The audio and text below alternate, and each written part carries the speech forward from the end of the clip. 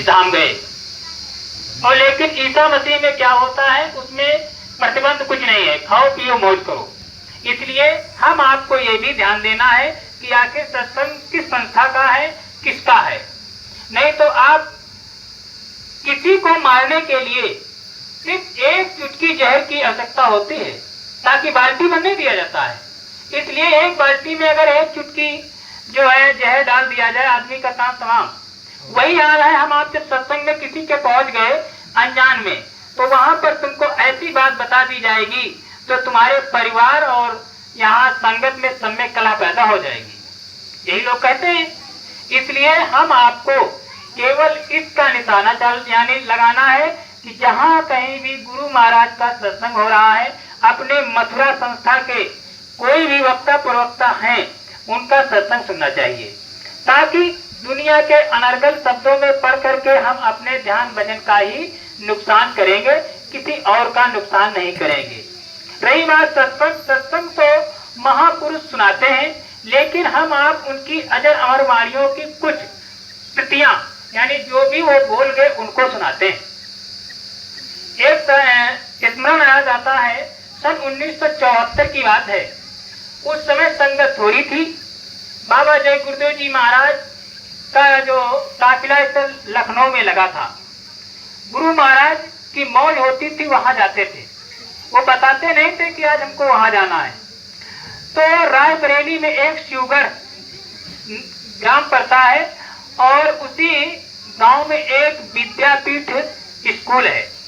तो वहां का एक प्रेमी था जो उस विद्यापीठ में नौकर था। उस समय उसकी 70 रुपए तनख्वाह महीने थी। अब बताइए प्रेमियों, 70 रुपए तनख्वाह महीने में उसकी क्या गुजरती होगी। उसको दोनों टाइम खाना नहीं मिलता था, कपड़ों की बात तो दूर रखो, लेकिन गुरु महाराज को मानता था।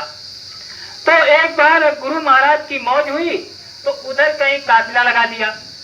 तो गुरु महाराज ने के साथ में जो R.K. पांडे जी थे प्रेमी, तो उनसे उस प्रेमी ने कहा कि सरकार, अगर गुरु महाराज हमारे घर आ जाएं, हमारे गांव आ जाएं, तो हो सकते दया हो जाए। तो उन्होंने कहा कि ठीक है, गुरु महाराज से कहेंगे कि गुरु महाराज तशरीफ फरमाइए वहां, यानी वहां पर चलिए। तो गुरु महाराज से जैसे महाराज जी से लोग नहीं कह पाते हैं, उसी प्रकार से गुरु महाराज से कहने से लोग डरते थे। ये हो सकता है डांट दे, ये हुजूर महाराज तो डांटते नहीं है, लेकिन गुरु महाराज डांट देते थे, क्योंकि वो जानते थे कि ये बच्चा क्या कहने वाला है, ये हित की बात है या अनहित की बात है। तो R.K. पांडे जी ने गुरु महाराज से शाम को कहा कि सरकार, एक प्रेमी अपना है शिवगढ़ जिले का, रायबरेली जिले का शिवगढ़ का, और विद्यापीठ में नौकरी करता है, और सरकार वहां पर तशरीफ फरमाइए तो दया हो जाएगी। तो गुरु महाराज मुस्कुराए, कहा ठीक है, सुबह बताएंगे। गुरु महाराज जब सुबह हुई तो उन्होंने कहा कि क्या भैया बात की थी गुरु महाराज से? कल बात तो शाम को की थी, लेकिन गुरु महाराज ने कहा था ठीक है बताएंगे। तो कहा भैया बात कर लेना। कल अरे बात क्या कर ले, आप चले चलिए। तो वो जो प्रेमी वहां नौकर था वो गया, कहा सरकार ऐसी सी बात है, अगर हमारे गांव तरफ चलिए तो दया हो जाएगी। तो गुरु महाराज ने उसकी तरफ देखा और मौन हो गए। जब उसके प्रारब्ध को देखा तो वो बोले, कहा ठीक है, मैं तेरे यहाँ जरूर चलूंगा, अगर जाऊंगा नहीं तो तेरा प्रारब्ध बदलेगा नहीं। कहा ठीक। उसके बाद उन्होंने तैयारी करना शुरू कर दी। जब तैयारी करना शुरू कर दी तो कोई भी काफिला या मान लीजिए सत्संग होता है, जैसे पूज हुजूर महाराज का भी सत्संग हुआ, कितने प्रेमी लोग आए, तो उन्होंने कहा कि ऐसा है कोई व्यवस्था कर लो। तो जिस स्कूल में चपरासी थे, उसी स्कूल के प्रिंसिपल से बोले, सरकार हमारे गुरु महाराज का यहाँ प्रोग्राम लगना है और एक दिन के लिए स्कूल कॉलेज हमको दे दीजिए। अच्छा, वहाँ का प्रिंसिपल जो था मांसाहारी था, वो किसी को मानता नहीं था। तो उसने कहा देखिए हम शाकाहार नहीं है और तुम लोग ढोंग बनाते हो, देखो अगर शाकाहार न रहते, खाते पीते मौज करते, 70 रुपए में क्या करते हो, 2 टाइम खाना नहीं मिलता है। अच्छा, ये बात उसके जहन में लग गई थी, इसलिए वो गुरु महाराज को बुला रहा था। लेकिन प्रिंसिपल ने इनकार कर दिया। जब इनकार कर दिया तो उस प्रेमी ने गुरु महाराज के साथ में जो आर के पांडे जी रहते थे उनके पास गए, बताया अपनी, चला ठीक है ये आनी है, ये परसों हम जाएंगे, ये जगह दे देगा। गुरु महाराज से कहा, गुरु महाराज अगर इसको वहां जगह न दी गई तो आपका कार्यक्रम कैसे होगा? तो गुरु महाराज ने मुस्कुराया, कहा ठीक है ये दे देगा। परसों गए, प्रिंसिपल से बात की, प्रिंसिपल ने कहा क्या बात है? तो उन्होंने बताया कि हमारे गुरु महाराज का सत्संग होगा और यहाँ कार्यक्रम होगा, 2 दिन के लिए जगह दे दो। तो प्रिंसिपल ने कहा ठीक है, कोई गंदगी वंदगी मत फैलाना और यहाँ हम सत्संग जगह दे देंगे। तो उन्होंने जगह दे दी और कार्य संपन्न हुआ। उसके ठीक पहले जब गुरु महाराज आ रहे थे तो गुरु महाराज ने उसको बुलाया, जो प्रेमी दर्शन करना चाहता था। उसने कहा ये बताइए तुम्हारा खेत कहाँ है?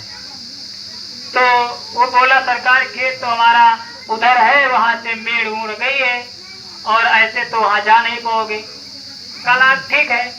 गुरु महाराज क्या किया, मोटरसाइकिल से सवार होकर के उस आर के पांडे की साइकिल पर सवार हुए, मोटरसाइकिल पर। कहा पहले इसके खेत को चलो, खेत का परिक्रमा करवाया और कहा ठीक है तुझको 2 वक्त का खाना मिलेगा। गुरु महाराज ने कहा तुझे 2 वक्त का खाना मिलेगा और कोई बात? कला और सरकार कोई बात नहीं। घर आए, घर में जो भी उनके दर्शन पर्शन किए, उसके बाद ठीक 7 महीने बाद जब वो प्रेमी गुरु महाराज के दरबार यानी आगहन वाला जब भंडारा हुआ तो वहां गया। जब वहां गया तो वो प्रेमी जो था, जो गुरु महाराज के साथ में आर के पांडे जी रहते थे, उनसे अपनी बात बताई तो देखा कि लंबी चौड़ी चमकती धोती, चमकता कुर्ता, बढ़िया घड़ी बांधे आश्रम में उनसे मुलाकात हुई। तो आर के पांडे जी ने कहा क्या बात है, तुम पहले पुरानी धोती कपड़ा पहनते थे, आज तो लंबा चौड़ा बढ़िया ये सब पहने हुए हो। तो उन्होंने कहा कि सरकार ये सब गुरु की मौज है, पहले हमको 2 टाइम का भोजन नहीं मिलता था, अब इस समय उसी खेत में इतने मन गेहूं होने लगा, इतने मन चना होने लगा कि हम बेचते भी हैं, घर परिवार में पूरा हो जाता है, सब कुछ हो जाता है। जब ये बात गुरु महाराज को मालूम हुई तो गुरु महाराज ने कहा अरे बच्चा ये तो छोटी चीज है, ये चना गेहूं दाल ये क्या है? अगर हम यहाँ से चुटकी बजाते थे तब भी पैदा हो जाता। अरे तुमने मांगा होता तो उस समय तुम्हारी सूरत खोल देता। इसलिए प्रेमियों, हम आप वही चीज मांगते हैं जो हमको भौतिक चीज जरूरत होती है। जिस प्रकार से अभी हमारी सूरत खुल जाए और घर के बच्चे लड़के सब नंगे बुच्चे रोड पर आ जाएं तो दुनिया वाले क्या कहेंगे? कहेंगे अरे मूर्ख, जब तुझको गुरु महाराज ने कुछ दिया ही नहीं तो ये सूरत खुलने से क्या फायदा? और जिस प्रेमी की सूरत खुल जाएगी वो पागल हो जाएगा, क्योंकि उसको भूत भविष्य का ज्ञान हो जाएगा। इसलिए प्रेमी भाई बहनों, जब भी मौका मिले तो महापुरुषों के सत्संग में जाना चाहिए, उनके वचनों को सुनना चाहिए और उनकी दया कृपा जब हो जाती है तो सूखी खेती हरियाती है। क्योंकि महापुरुष कहते हैं कि जहाँ कहीं भी उनके चरण कमल पड़ जाते हैं वहाँ का इतना पवित्र मंदिर बन जाता है, उसका बयान वही लोग कर सकते हैं जिन्होंने सतगुरु को पाया हो, सतगुरु की शरण ली हो, सतगुरु के वचन सुने हो। नहीं तो आम जनमानस ये भी कहते हैं कि जय गुरुदेव वाले ना तो गंगा नहा